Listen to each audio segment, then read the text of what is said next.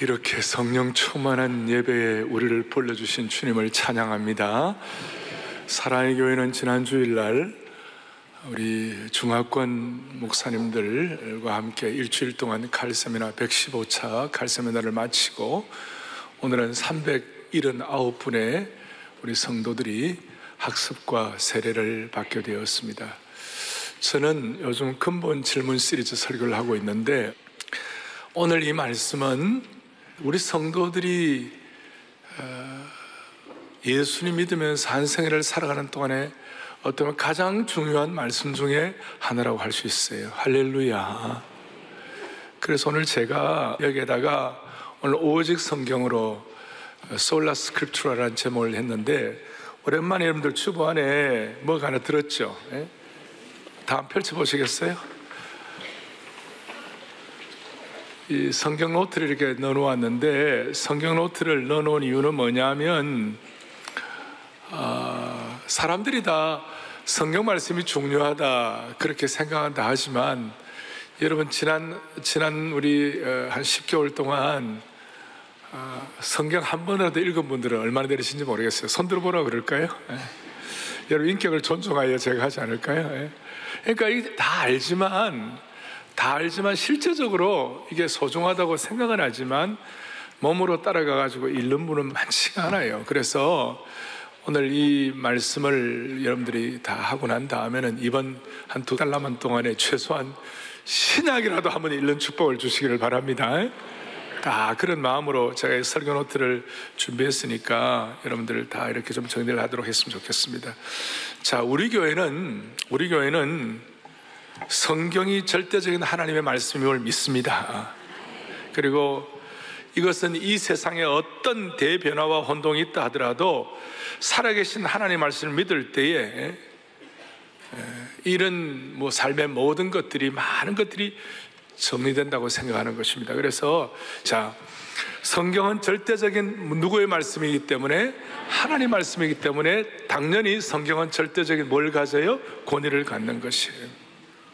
저는 결혼식 주례할 때마다 꼭 신랑 신부에게 제가 교회를 대표해서 성경을 한 권을 드리는데, 드리는 이유는 뭐냐, 앞으로 여러분들이 살아갈 날이 많고 삶에 많은 이렇게 기복이 있을 것이다. 그렇지만 지난 수천 년 동안 수많은 삶의 환난 풍파 가운데서도 이 말씀이 우리를 지켜주고 이 말씀이 든든한 토대가 되었다. 말씀을 통해 여러분들 평생이 든든하기를 바란다.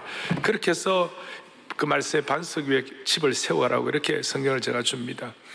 그래서 우리 교회는 결혼하는 부부뿐만 아니라 주일학교에서도 무슨 다른 책을 가르치는 것이 아니라 그건 지엽적인 것이고, 주일학교에서도 성경을 가르치는 것이에요. 그리고 주일학 교사들도 성경을 가르치는 것이에요. 오늘 한국교회가 성경이 아니라 다른 것 가르치면 어떻게 해야 돼요? 이거 회개해야 되는 것이에요. 그래서 만약에 사랑의 교회 주일학교에서 이 성경을 어릴 때부터 가르침 받아갖고 한 309절 정도를 암송하고 주일학교를 졸업한다면, 그냥 여기 쳐도 암송, 여기 쳐도 암송, 머리를 쳐도 암송, 어디를 쳐도 성경이 축축축 나올 수만 있다면 이거는 대단한 일인 거예요. 대단한 일. 성경을 가르치기 위해서 주일학교가 있는 것이에요. 그래서 성경을 가르치기 위해 우리 주일학교에 수많은 예산을 들여가지고 기독교 교육을 하는 것입니다. 나머지는 다 지엽적인 것이에요. 그리고 성경 가르칠 때 나타나는 역사가 있어요. 그것이 뭐냐면, D.L. 모디 같은 분은 대단한 학력을 가진 분도 아니었지만 그가 사과 괴짝 위에서 성경 하나 들고 아이들을 가르칠 때 수많은 인물들이 배출된 거예요. 할렐루야.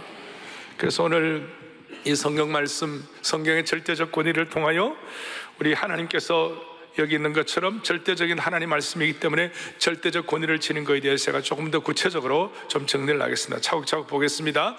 오늘 디모데후서 3장은 바울이 그의 믿음에 사랑하는 아들, 가장 눈에 넣어도 아깝지 않을 만한 그 사랑하는 아들, 믿음의 아들 디모데에게 뭐가 가장 중요한지 유언처럼 주시는 말씀이에요. 디모데후서 3장 특별히 유언처럼 주시는 말씀인데, 뭐라고 되어 있느냐, 오늘 성경에 대해서 말씀을 하면서 앞에 배경으로 1절에 말세에 뭐 하는 때가 이르네요? 고통하는 때가 된다. 말세는 그럼 언제가 말세인가? 말세는 우리가 살아가는 오늘 이 현실, 하나님은 천년이 하루 같고 하루가 천년 같기 때문에 우리가 살아가는 이때가 다 말세라고 말할 수 있어요. 말세를 살아가는데 왜 이 고통이 있다는 거예요. 왜 이렇게 영적 고통이 있을까? 영적 고통이 있는 이유는 오늘 2절부터 13절까지, 본문 15절 앞에 있는 2절 13절까지 무슨 내용이 나왔냐면 두 가지가 있어요. 하나, 믿음의 파괴가 있을 것이다. 틈만 나면 마귀는 우리의 믿음을 파괴하려고 하는 것이, 우리의 삶을 흔들려고 하는 것이. 그리고 믿음이 파괴될 때 자연스럽게 나타나는 현상이 뭐냐면 도덕적 파괴라는 것이. 예를 들어 미국 같은 경우 과거에는 공립학교에서도 성경을 가르쳤어요. 성경을 가르치고 그랬을 때 온 나라가 안정이 되었어요. 흔들림이 없었어요. 오염되지 않았어요. 그런데 존 F 케네디 이후에 미국에 이 성경 가르치는 것을, 공립학교에서 성경 가르치는 것을 추방시키고 난 다음에 온 나라가 오염되고 온 나라가 도덕적으로 흔들리는 그런 일들이 얼마나 많은지 몰라요. 거기에 대해서 내가 설명을 다 안 드리더라도 우리 교회 성도들은 알 거예요. 갑자기 미국의 영적인 도덕적인 순결도가 오염되고 타락되기 시작한 거예요. 말로 다 알 수가 없어요. 반대로 이 하나님의 말씀이 공립학교에서 만약 가르쳐질 수만 있다면 그 나라는 사는 것이에요. 나라는 사는 것이. 그래서 이를 위하여 먼저 첫 번째, 성경의 절대적 권위에 대해서 좀 더 정리를 하겠습니다. 성경의 절대적 권위를 우리가 인정을 하고 이렇게 믿는데 오늘 이 사회는 그렇지가 않다는 거예요. 성경의 절대적 권위를 인정하지 못하는 사람들이 너무 많아요. 뭐 주위에 있는 사람 대부분이죠. 왜 성경의 절대적 권위를 인정하지 못할까? 그 이유가 뭘까? 첫째는 포스트 모더니즘 때문에. 이 포스트 모더니즘이란 것은 뭐냐? 여기는 절대 진리를 인정하지 않아요. 절대 진리가 없어요. 너가 진리라면 나도 진리다라고 그렇게 주장하는 것이에요. 그러니까 상대주의가 득세를 하는 것입니다. 절대 진리를 인정하지 않습니다. 그리고 사실 여러분들이나 제가 알지만 모든 것이 진리라면 그것이 어떻게 진리가 될 수가 있겠어요? 그리고 오늘날 더더구나 SNS, 소셜 이 네트워크 서비스 때문에 수많은 엉터리 오염된 정보들이 왔다 갔다 하니까 이 절대적인 진리의 말씀에 집중하기 힘든 시대가 되었어요. 그리고 권위가 해체되게 되었어요. 그리고 동시에 성경의 절대성에 대한 공격을 받는 거예요. 성경의 무호성과 성경의 절대적인 권위에 대해서 공격을 받는데 그 공격의 밑바닥에는 사탄의 치밀한 계획이 있는 것이. 사탄은 거짓의 야비예요. 초대교회에도 사탄은 갖가지 방법으로 성경의 권위를 공격을 했습니다. 옛날이나 지금이나 동일하게 치명적인 거짓말로 이 성경의 권위를 훼손하고 있는 것이에요. 진리를 공격하고 있는 것이에요. 역사적으로 볼 때 성경의 절대성에 대한 사탄의 공격과 미혹이 어떻게 왔을까? 첫째는 종교적인 예식, 리터지. 로만 캐톨릭 같은 경우 성경 자체의 권위를 종교적인 전통과 예식과 이런 걸 통하여 많이 대체를 했어요. 소위 전통적 예식주의가 성경을 대체했다는 것이에요. 영어로 리터지라고 그러는데. 그리고 종교개혁 시대에 지나가고 난 다음에 계몽주의 시대를 지나가면서 인간의 이성과 그 다음에 과로가 뭘까요? 과학적 경험주의. 과학적 경험주의. 이 과학주의, 경험주의가 성경의 권위를 대신한 것입니다. 그러니까 종교적 예식주의와 과학적 경험주의와 세 번째로는 뭐냐? 교회 내에도 문제가 있는 것이에요. 교회 내에도 뭐 이게 어떻게 보면 어떨 때는 막 환상, 예언, 뭐 극단적인 치유 이런 것이 있어가지고 환상이나 예언 같은 것을 지나치게 중시하는 어떤 극단적인 신비주의, 초자연적인 음성의 귀를 기울이도록 만드는, 결과적으로 이것이 성경의 권위를 훼손한 것이에요. 극단적인 신비주의, 이 세 가지. 여러분 이 세 가지가 좀 이해가 되면 좋겠어요. 다시요, 성경의 권위는 모든 시대의 교회를 위한 가장 중요한 핵심사예요. 왜냐하면 성경의 권위가 무너지면 주님의 몸된 교회가 무너지기 때문에 그런 것이에요. 그래서 성경의 권위를 무너뜨리는 사탄의 시도가 전방위적으로 자행되고 있어요.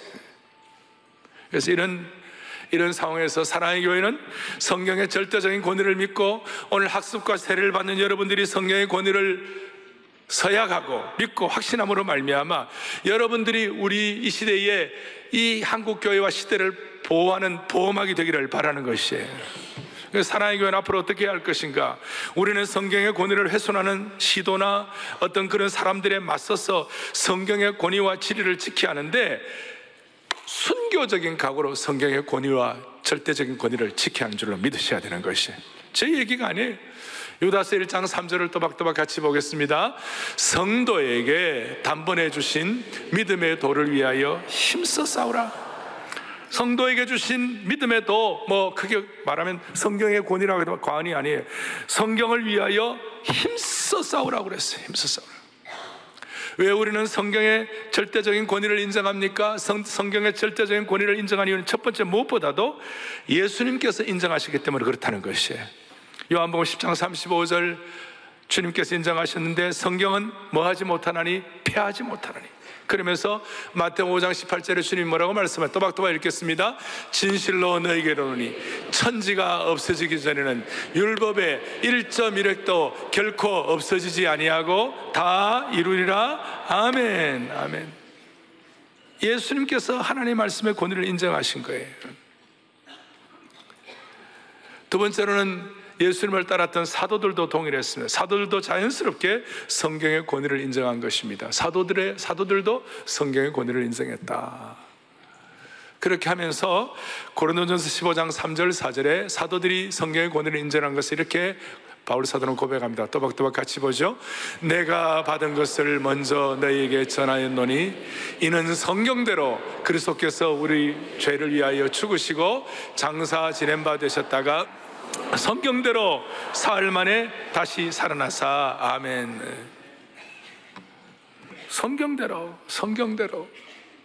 그래서 이 사도들이 하나님의 말씀을 증명하고 특별히 예수님이 부활하셨다 그랬을 때 베드로 같은 경우는 예수님을 직접 보았지만 직접 본 것 같고도 얘기는 했지만 더 중요하게 성경대로 주님이 살아나셨다. 할렐루야. 그래서 이 성경을 강조한 거예요. 그 다음에 성경을 인격적으로 만나 변화를 경험한 사람들은 성경의 권위를 인정하는 줄로 믿습니다. 예를 들어서 엠마오로 내려가던 두 제자가 성경의 말씀을, 구약의 말씀을 듣고 할 때 막 마음이 뜨거워져, 예수님 말씀 듣만 뜨거워졌어요. 에티오피아 내시가 그 말씀 듣고 변화되었어요. 무엇보다도 여러분들 만유인력이라는 세계적인 유명한 물리학 법칙을 발견했죠. 물리학자이자 수학자이자 그 다음에 천문학자인 이 아이작 뉴턴이라는 사람은 그가 그 당시에 최고의 지성인이고 과학자였지만 성경의 권위를 인정하면서 하나님께서 그에게 만유인력의 법칙을 깨닫게 해주신 줄로 믿습니다. 그래서 그는 이런 얘기를 합니다.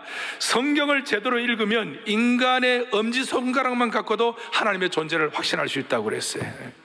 성경의 절대적 권위 속에서 만유인력의 중력의 법칙이 나오게 된 것입니다. 한국의 우리나라의 최고의 지성인 중에 한 분인 이어령 박사는 과학을 적당히 알면 무신론자가 되지만 진짜 과학 속에 깊이 들어가면 들어갈수록 성경을 깊이 알면 알수록 하나님의 존재를 인정하지 않을 수가 없다 그랬어요. 성경을 깊이 알면 알수록. 그래서 예수님이 인정하고 사도들이 인정하고 성경을 인격적으로 만나 변화된 사람들이 성경을 인정하기 때문에 성경에는 권위가 있는 것입니다. 성경은 권위가 있는 것입니다. 그렇다면 성경에 이런 절대적 권위 나오는데 우리가 성경에 이런 절대적 권위를 순교적 각오로 지켜야 할 이유가 무엇일까? 크게 보면 두 번째로 성경의 절대적 권위를 우리가 순교적 각오로 지켜야 할 이유가 무엇일까? 오늘 본문을 통해 우리가 두 가지를 생각할 수 있어요. 제가 말씀을 드리기보다도 성경 자체가 뭐라고 하는 15절 이렇게 나와 있습니다. 같이 보죠. 또 어려서부터 성경을 알았나니 성경은 능히 너로 하여금 그리스도 예수 안에 있는 믿음으로 말미암아 구원에 이르는 지혜가 있게 하느니라. 아멘. 왜 우리가 순교적 각오로 성경을 지켜야, 절대적 권위를 인정하고 지켜야 될 것인가? 성경에는 우리가 구원에 이르는 지혜를 갖도록 만들어 주셨기 때문에. 성경은 구원에 이르는 지혜를 갖도록 만들어 주신다고 믿습니다. 구원을 주시는 하나님을 말씀하고 있는 것이에요. 여러분, 우리가 성경이 없으면 어떻게 구원받겠어요? 성경이 없으면 어떻게 구원의 진리를 깨달을 수가 있겠어요? 성경이 없으면 어떻게 성령의 감동을 받을 수가 있겠어요? 그러니까 우리는 성경 때문에, 성경이 없으면 우리가 하나님이 나를 인격적으로 사랑한다 어떻게 알 수가 있겠어요? 그러니까 성경 때문에 나 같은 죄인 살리시고 구원하시고 오늘 세례받게 하시고 진리를 깨닫고 감격하게 되는 거예요. 할렐루야. 성경이 있기 때문에 내가 누구인지도 알 수 있어요. 내가 어디로 와서 어디로 가는지, 나는 무엇을 위해 살아야 하는지, 내 인생은 어떤 깃발을 들고 내 인생을 다 달려야 할지 성경이 가르쳐 주는 것이에요. 세계적으로 가장 유명한 거창한 텔레비전 시사 프로그램이 있다 합시다. 그 시사 프로그램에 수많은 사람들이 집중하고 다 영향을 받는다고 하십시다. 그래도 그 시사 프로그램에는 복음이 없어요. 영국의 최고의 축구 리그 프리미어 리그가 있습니다. 그러나 그 프리미어 리그에 다 환호하지만 그 안에 복음이 없는 것이에요. 윈블던 테니스 대회가 대단하지만 거기에도 복음이 없는 것이에요. 세계적인 음악 공연이 있다 하지만 그 음악 공연에도 복음이 없는 것이에요. 어디에만 복음이 있느냐? 이 안에만 복음이 있는 줄로 믿으시는 것이. 그래서 우리는 순교적인 각오로 성경을 권위를 지켜야만 하는 것이. 할렐루야. 두 번째로는 우리가 잘 알지만 왜 성경이 우리에게 주어졌습니까? 구원에 이르는 진리를 주실 뿐만 아니라 우리 제자론하는 모든 분들은 다 이해할 터인데 오늘 17절에 나와요. 17절을 또박또박 같이 한번 보겠습니다. 17절 보겠습니다.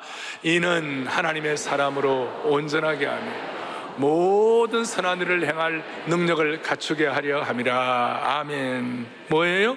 성경을 통하여 구원받을 뿐만 아니라 구원받은 하나님의 백성들이 점점 더 성숙하게 되는 것이에요. 점점 더 온전하게 되는 것이에요. 어떻게? 16절에 있는 것처럼 모든 성경은 하나님의 감동으로 된 것으로 교훈해 주시고 책망해 주시고 바르게 해주시고 의로 교육하게 해주셔가지고, 예를 들어서 책망한다는 것은 우리의 허물과 죄에 대한 꾸짖음이고, 바르게 한다는 것은 우리의 허물과 죄를 고쳐주시는 것이고, 교훈은 교리를 가르쳐주는 것이, 이런 걸 통하여 우리를 온전케 하시는 성경의 역할과 기능과 능력을 우리는 믿습니다. 하나님의 사람을 온전하게 하는 거예요. 그리고 그렇게 온전하게 할 때 성경이 우리를 온전하게 하는 역할을 하는데, 어떤 역할을 하는가 거기에 써놓았죠. 한 6가지를 가지고 우리를 역할을 하는데, 성경은 성도를 온전하게 하는데, 온전하게 하는 성경의 첫 번째는 뭡니까? 검과 같은, 칼과 같은 역할, 영혼과 관절과 골수를 쪼개는 역할을 하는 것이에요. 세상에 어떤 것이 그렇게 할 수 있는 것이 없어요. 두 번째는 뭡니까? 거울과 같은 것. 성경을 통하여 우리는 우리 자신을, 우리의 부족한 모습을 다 비추어 알 수, 내가 어떤 모습인지를 알 수가 있는 것이에요. 세 번째로는 뭡니까? 불과 방망이 같은 역할이에요. 오염된 것은 태워주시고, 모난 것들은 방망이처럼 두드려가지고 우리를 바로잡아 주시는 줄로 확신합니다. 성경은 씨앗입니다. 올바른 씨앗이 뿌려주면 말씀에 생명이 있어가지고 자연스럽게 자란다는 것이. 그리고 성경은 내 발의 등이라고 그랬어요. 그리고 우리의 어두운 삶의 여정에 성경은 등과 같은 그런 역할을 하게 해주시는 줄로 믿습니다. 그리고 양식이라고 했어요. 양식이라고 했어요. 먹고 성숙해질 수 있는 양식을, 성경은 양식의 역할을 한다, 그런 뜻이에요. 제가 오늘 세례받는 모든 분들, 학습하는 모든 분들에게 오늘 이 내용이 여러분들에게 참 좋은 선물이 되기를 바랍니다. 오늘 짧은 시간이지만 제가 이런 걸 다룬 이유가 뭐냐면 좀 남아야 되기 때문에, 다 남기를 바라야 돼요. 그래서 성경은 우리가 이 말씀을 먹고 성숙하고 자라야 할 대상이지 박물관에 보관할 대상이 아니에요. 책장에 꽂아놓을 대상이 아니에요. 먹고 성숙해서 온전해져야 되는 것이, 이 먹고 성숙해서 온전해져야 되는 거예요. 성경은 다시요, 보관해야 하는 것이 아니라 어떻게 해야 한다고요? 먹어야 하는 거예요. 오늘 말씀을 먹는 축복을 여러분들에게 주시기를 바랍니다. 예레미야 15장 16절에 이런 말씀이 있어요. 또박또박 같이 보겠습니다. 만군의 하나님 여호와시여, 내가 주의 말씀을 얻어먹었사오니, 자, 내가 주의 말씀을 어떻게 했다고요? 얻어먹었사오니. 주의 말씀은 내게 기쁨과 내 마음에 뭘 가져준다고요? 즐거움을 가져준다. 사랑하는 교회 여러분, 이 말씀을 먹는 축복이 있기를 바랍니다.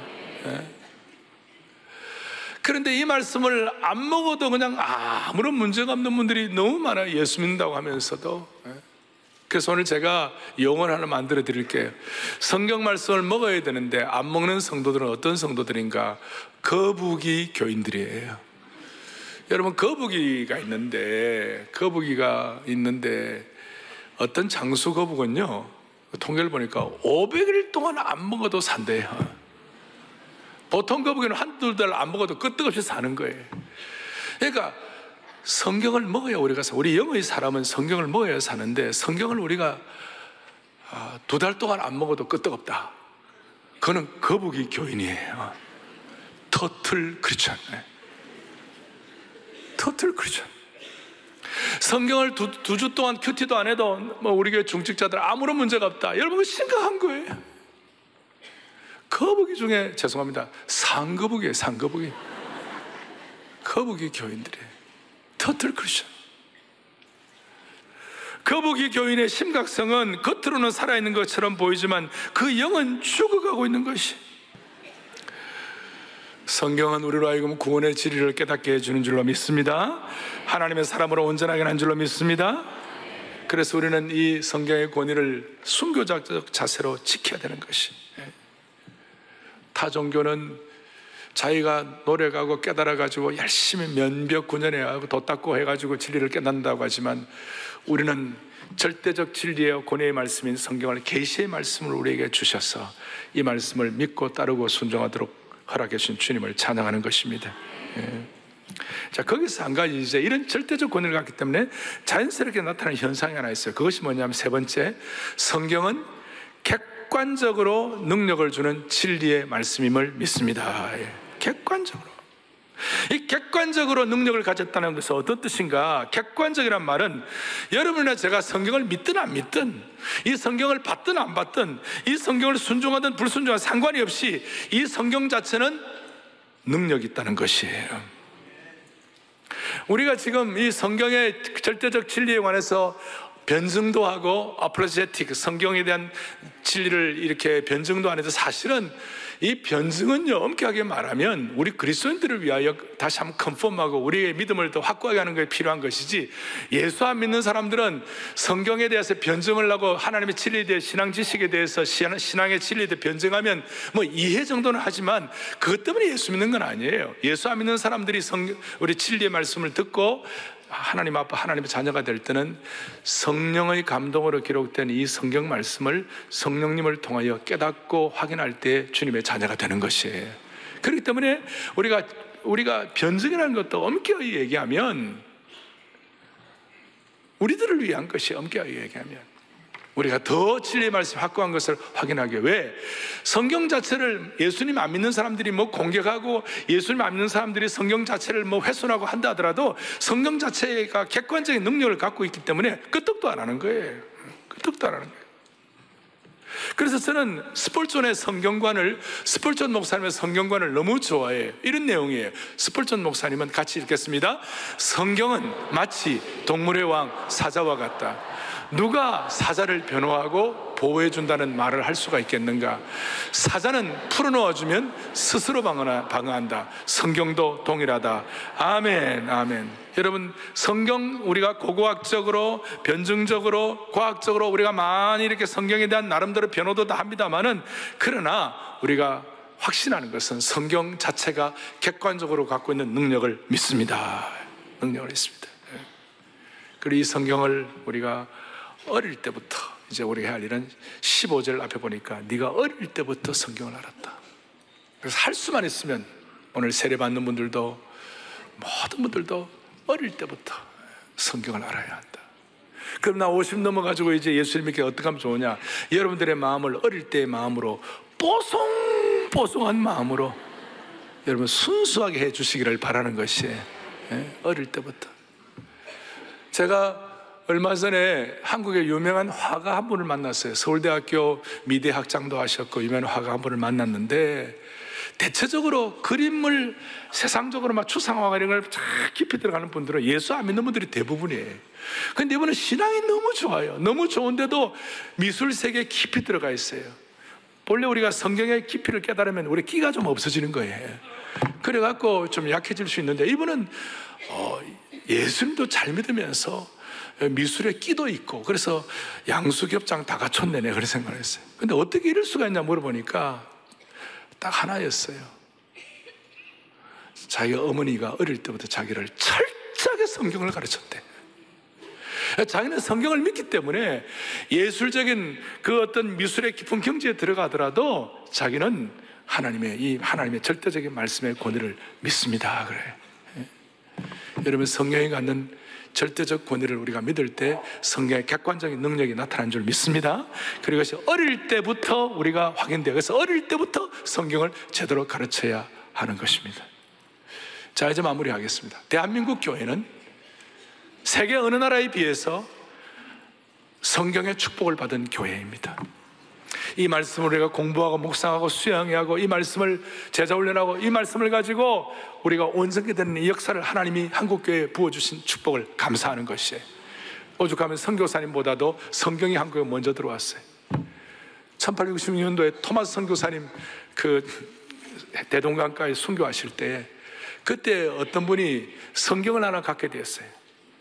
그 성경 막 두꺼운 걸 한 3권짜리 성경을 갖게 됐는데 그 성경을 가진 사람 이름이 뭐냐면 박영식이라는 분이었어요. 이분이 좀 나름대로 관리였는데 이 성경을 받아가지고 보니까 뭐 종이가 너무 좋고 이래서 성경을 다 뜯어가지고 집에 천장, 벽 다 성경으로 도배를 한 것이. 그래갖고 제가 말하는 성경 자체가 갖는 객관적 능력이에요. 성경으로 다 도배가 있으니 이 사람에게는 이제 보나 마나 이 사람의 일생은 운명이 결정된 것이에요. 왜냐하면요, 눈만 떠도 성경이야. 아침에 옆으로 가도 성경이에요. 앉아도 성경, 누워도 성경, 성경으로 도배를 했으니까. 그래고 이분이 성경을 통하여 예수님을 믿고 은혜를 받았어요. 그리고 이제 그 집에서 널다리골 교회라는 교회가 출발이 되었고, 널다리골 교회라는 교회가 유명한 평양의 장대현 교회의 모태가 된 것이에요. 그리고 그 장대현 교회는 지금 김일성 동상 있는 데가 장대현 교회 자리예요. 그리고 장대현 교회에서 길선주 목사님이 이 하나님의 말씀을 사자와 같이 토했어요. 그리고 그 길선주 목사님의 말씀을 전하는 그 말씀 앞에 그 교인들 가운데 도산 안창호가 있었고, 우리나라에 도산 안창호가 있었고, 그 다음에 우리나라 교육계의 태도와 같은 남강 이승훈이 있었어요. 그리고 그 영향을 받아가지고 고당 조만식 장로님이 나중에 이 성경을 중심으로 해서 평양 산정교회를 조기철 목사님을 모시고 산정교회를 세웠어요. 오늘 이런 믿음의 계보를 이어갈 때 성경의 능력 자체가 여러분들에게 영광스럽게 되기를 바라는 것이에요.